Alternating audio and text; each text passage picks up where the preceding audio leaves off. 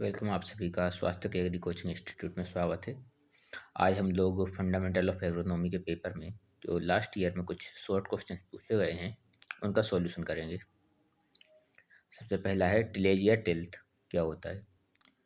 तो basically tillage या भू परिष्करण किसी खेत में फसल की बीज बुआई से पूर्व उसकी मृदा को उचित अवस्था में लाना तथा फसल के कुल वृद्धि काल में मृदा को इस उचित अवस्था में अधिकतम उत्पादन के लिए फसल के अनुकूल बनाए रखने की क्रियाएं भू परिष्करण के लिए क्रियाएं कहलाती हैं। जैथो टुल को जो है आधुनिक भू परिष्करण का पिता कहा जाता है। अब टिल्थ क्या होता है। भू परिष्करण से निर्मित भूमि की भौतिक दिशा जो पौधों की वृद्धि के लिए उपयुक्त होती है उसे टिल्थ कहते हैं। भूमि की भौतिक दशा से आशय उसकी संरचना से है जो अच्छा बीज अंकुरण एवं फसल वृद्धि को प्रोत्साहित करती है। भू परिष्करण की क्रिया का उद्देश्य एक अच्छा टिल्थ उत्पादित करना एवं उसे बनाए रखना होता है। दूसरा, फसल घनत्व या क्रॉप डेंसिटी किसे कहते हैं। तो फसल घनत्व से हमारा आशय होता है कि प्रति इकाई क्षेत्र में उपस्थित पौधों की संख्या जो होती है वह आपका फसल घनत्व या क्रॉप डेंसिटी कहलाती है। फसल उत्पादन की प्रक्रिया में इसके घनत्व या डेंसिटी का बहुत महत्व होता है। आवश्यकता से कम या अधिक दोनों प्रकार की पौधों की संख्या आपके उत्पादन में कमी आ सकती है। तीसरा, फसलों में पोषक तत्व या क्रॉप न्यूट्रिशन क्या होता है। पौधों को जो है अपने उचित वृद्धि एवं विकास के लिए एवं अपने संपूर्ण जीवन चक्र को पूरा करने के लिए पोषण की आवश्यकता होती है। इन्हें यह पोषण भूमि एवं वायु में उपस्थित पोषक तत्वों के माध्यम से मिलता है। पौधों की उचित वृद्धि के लिए 17 पोषक तत्वों की आवश्यकता होती है। पहले जो है 16 आवश्यक पोषक तत्व थे जिसमें से निकल को आपको 17वें आवश्यक पोषक तत्व के रूप में जोड़ा गया है। इसे आप डेफिनेशन के रूप में इसको मुख्य तरीके से इसके प्रकार से कह सकते हैं कि वे तत्व जिन्हें पौधा भूमि एवं वायु से प्राप्त करता है एवं जिनके बिना पौधा अपना जीवन चक्र पूरा नहीं कर पाता है उन्हें आवश्यक पोषक तत्व कहते हैं। आवश्यक पोषक तत्वों के उदाहरण हैं आपके carbon, hydrogen, oxygen, nitrogen, phosphorus, potassium, magnesium, गंधक, कैल्शियम, लोहा, molybdenum, boron, zinc, magnesium, chlorine, copper एवं निकल। यह जो है आपके 17 आवश्यक पोषक तत्व हैं।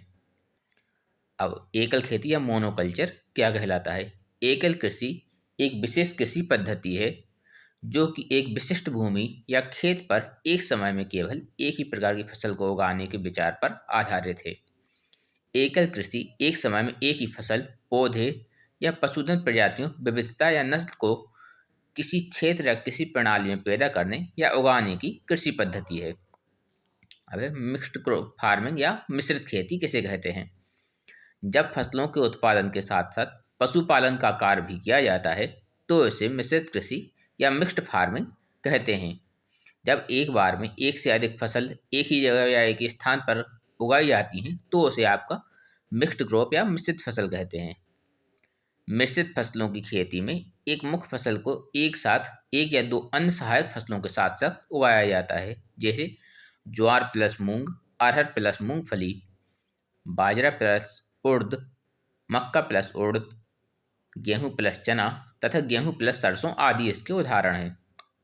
अब जानते हैं नकदी फसल या कैश क्रॉप किसे कहा जाता है।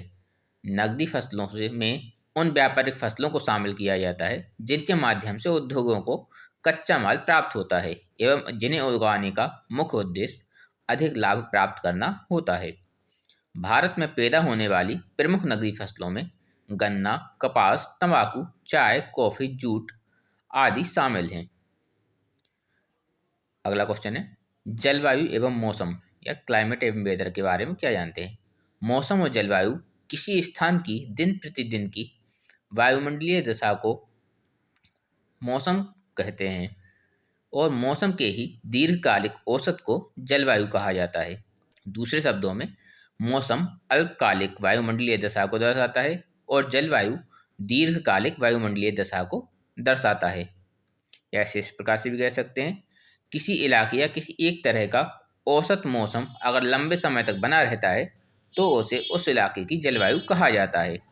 मौसम जहाँ आपका कुछ दिनों या घंटों में बदल सकता है, वहीं जलवायु बदलने में सैकड़ों हजारों साल का समय लगता है। अब जानते हैं कटाई या हार्वेस्टिंग। कटाई या हार्वेस्टिंग वह कृषि कार्य है जिसमें तैयार फसल को खेतों से काटकर एकत्रित किया जाता है। इसके बाद उसकी मड़ाई एवं भंडारण का कार्य किया जाता है।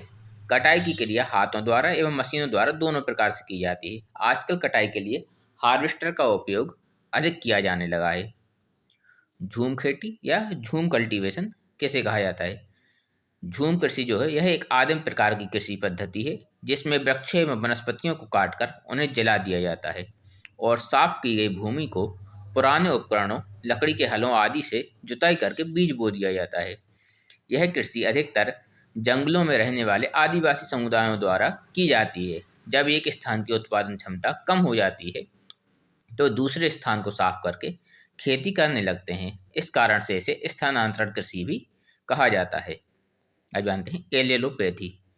एलिलोपैथी एक प्रकार की जैविक परिघटना है जिसे एक पादप विशिष्ट जैव रसायनों के उत्सर्जन द्वारा अन्य पादपों की वृद्धि को सकारात्मक एवं नकारात्मक रूप से प्रभावित करता है।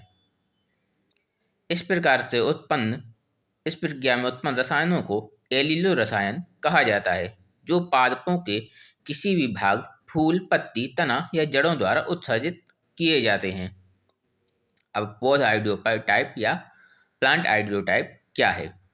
ऐसा पादप प्रतिरूप जिसके निष्पादन का दिए गए वातावरण में पूर्वानुमान लगाया जा सकता है उसे आदर्श प्रारूप या आइडियोटाइप कहते हैं। Ideotype plant type breeding can be defined as a method of crop improvement which is used to enhance the genetic yield potential through genetic manipulation of individual plant character। संघनित खाद या कंसंट्रेटेड मैन्योर क्या है? संघनित खादों में मुख्य पोषक तत्वों की मात्रा अन्य खादों की अपेक्षा अधिक होती है। ए अनेक उद्योगों के या तो अधिकतर वेस्ट मटेरियल होते हैं अथवा जंतु एवं वनस्पतियों के निरर्थक पदार्थ होते हैं। ये भूमि की भौतिक अवस्था सुधारने में आवश्यक होते हैं, जैसे oil cake, bone meal, blood manure आदि। यानी कि आपकी तिलहनी फसलों की खलियाँ, हड्डी का चूरा या हड्डी की खाद, रक्त खाद आदि। अगला है सिंचाई या इरिगेशन। पौधों को जो है अपनी उचित वृद्धि एवं विकास के लिए जल की आवश्यकता होती है। जब प्राकृतिक रूप से जल की आवश्यकता की पूर्ति नहीं हो पाती है, अतः पौधों की वृद्धि एवं विकास के लिए कृत्रिम रूप से पानी की व्यवस्था करनी पड़ती है, जिसे सिंचाई या इरिगेशन कहते हैं। इस प्रकार सिंचाई को इस प्रकार से हम परिभाषित कर सकते हैं। कृत्रिम रूप से फसलों को पानी देने की क्रिया ही सिंचाई कहा जाता है। एकल उर्वरक या स्टेट फर्टिलाइजर क्या कहलाता है? एकल उर्वरक वे उर्वरक होते हैं जो केवल किसी एक प्राथमिक पोषक तत्व जैसे नाइट्रोजन या फास्फोरस या पोटेशियम की आपूर्ति करते हैं। उन्हें एकल उर्वरक कहा जाता है। उदाहरण urea, ammonium sulphate, potassium chloride और पोटेशियम सल्फेट आदि। अगला है अंतर्वर्ती फसल या कैच क्रॉप किसे कहा जाता है? दो मुख्य फसलों के बीच में तेजी से वृद्धि करने वाली व अल्पावधि में तैयार होने वाली फसल को अंतर्वर्ती फसल कहते हैं, जैसे मूंग, तोरिया आदि। मड़ाई या थ्रेसिंग। मड़ाई कृषि की वह प्रक्रिया है जिसमें कटी फसल की फलियों से दानों को मुक्त किया जाता है। यह कटाई एवं ओसानी के बीच की क्रिया होती है। इस क्रिया में कटी फसल को किसी प्रकार इतना झकझोरा जाता है कि उससे पके दानों को अलग किया जा सके। यानी कि पकी हुई फसल से दानों को अलग करने की क्रिया को मड़ाई या थ्रेसिंग कहा जाता है। नेक्स्ट है भू परिष्कार भूमि संरक्षण, सॉइल कंजर्वेशन क्या है? भू संरक्षण का अर्थ है उन सभी उपायों को अपनाना तथा क्रियान्वित करना जो भूमि की उत्पादकता को बढ़ा दें तथा बनाए रखें, मृदा को अधोगति या अपरदन द्वारा ह्रास से सुरक्षित रखे, अपरदित मृदा को पुनर्निर्मित और पुनरुद्धार कर दे, फसलों के उपयोग के लिए मृदा नमी को सुरक्षित कर दे तथा जमीन की आय को बढ़ा दे। भूमि के अपरदन को रोकने के लिए भूमि पर फैलने वाली फसलें बोई जाती हैं, उन्हें भूमि संरक्षी फसल कहते हैं। क्षरण या इरोजन।